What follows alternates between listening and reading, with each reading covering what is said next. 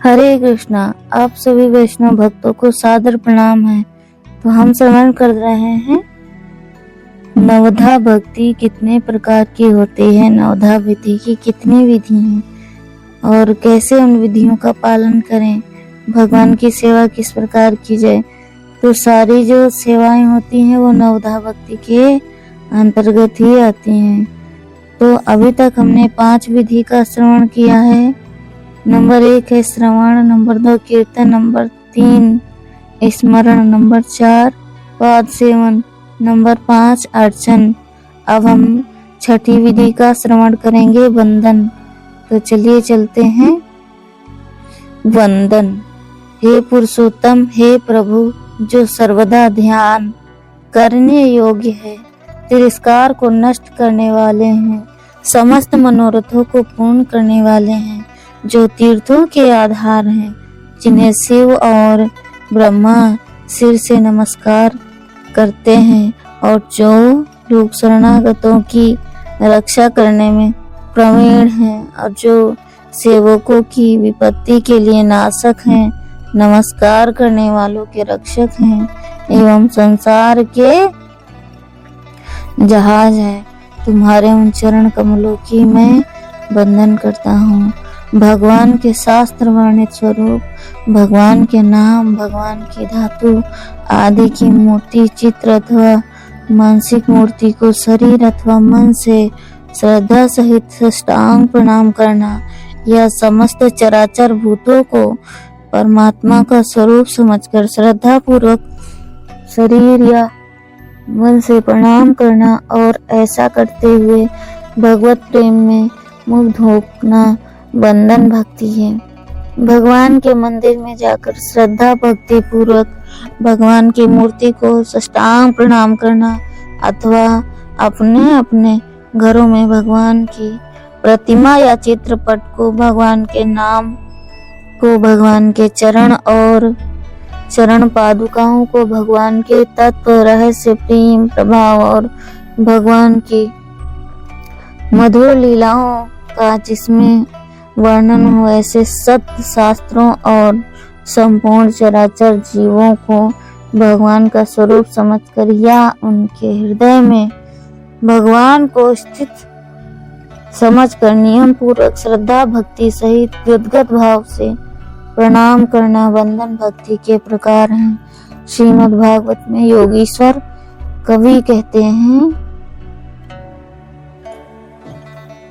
श्रीमद् भागवत के 11वें स्कंद के 2 अध्याय के 49वें श्लोक में आकाश, वायु, अग्नि, जल, पृथ्वी, नक्षत्र, दिशाएं और वृक्ष, लता आदि एवं नदियां, समुद्र और संपूर्ण भूत प्राणी भगवान के शरीर हैं, अथवा भगवान का अनन्य भक्त यावन मात्र जगत को भगवत भाव से प्रणाम करें। भगवान को सर्वत्र और सब और समझकर किस प्रकार प्रणाम करना चाहिए, इसके लिए अर्जुन का उदाहरण है कि बड़ा सुंदर ही उदाहरण है।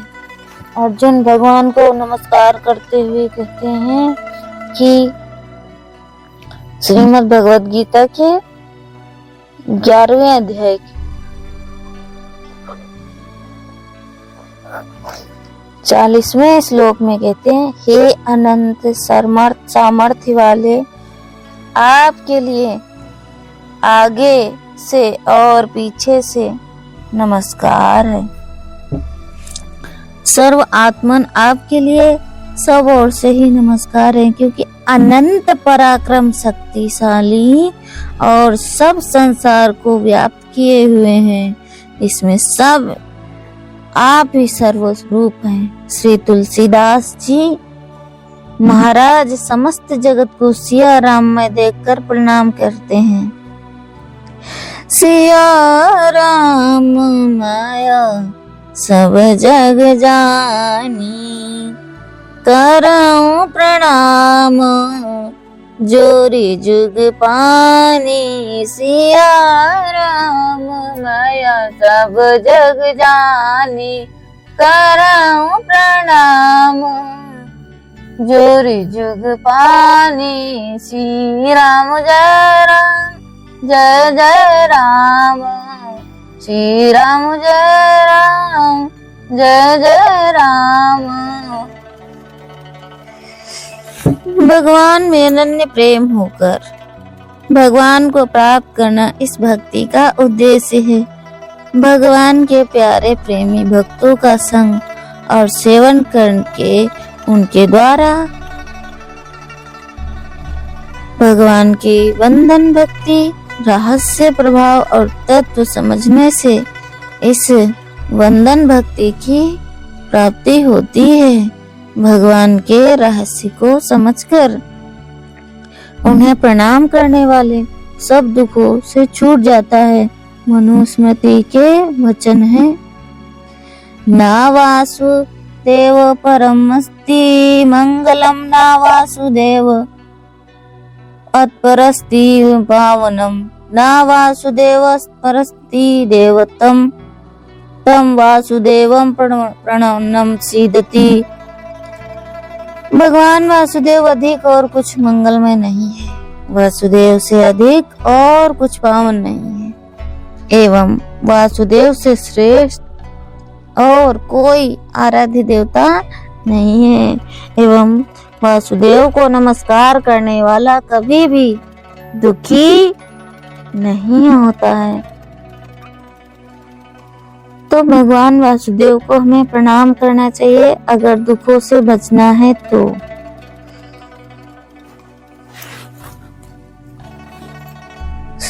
भगवान श्री कृष्ण को किया हुआ एक भी प्रणाम 10 अश्वमेध यज्ञों के अवभृत स्नान के बराबर है। भगवान श्री कृष्ण को किया हुआ एक भी प्रणाम 10 अश्वमेध यज्ञों के अवभृत स्थान के बराबर है। इतना ही नहीं, विशेषता यह है कि 10 अश्वमेध यज्ञ करने वाले को तो फिर जन्म लेना पड़ता है, किंतु भगवान श्री कृष्ण को प्रणाम करने वाले को फिर जन्म नहीं लेना पड़ता। श्रद्धा पूर्वक भगवान को प्रणाम करने वालों की तो बात ही क्या है। कृष्ण भी अवस्था को प्राप्त करना चाहिए और भगवान को प्रणाम करने से भी सब पापों का नाश होता है। तो भगवान को किसी भी अवस्था में आप प्रणाम कर सकते हैं, चाहे कैसी भी अवस्था हो, सब पापों का नाश हो जाता है। पतित स्खलित आर्त छींकता हुआ भी अथवा किसी प्रकार से परवश हुआ पुरुष भी यदि ऊंचे स्वर में हराय नमः इस प्रकार बोल उठता है तो संपूर्ण पापों से मुक्त हो जाता है। भगवान के अनेकों भक्त इस प्रकार केवल नमस्कार करके ही परम पद को प्राप्त हो गए। देखिए अक्रूर जी किस प्रकार मुग्ध होकर नमस्कार करते हैं। श्रीमद् भागवत के 10वें स्कंद के 38वें अध्याय के 34वें श्लोक में किस प्रकार प्रणाम कर रहे हैं अक्रूर जी।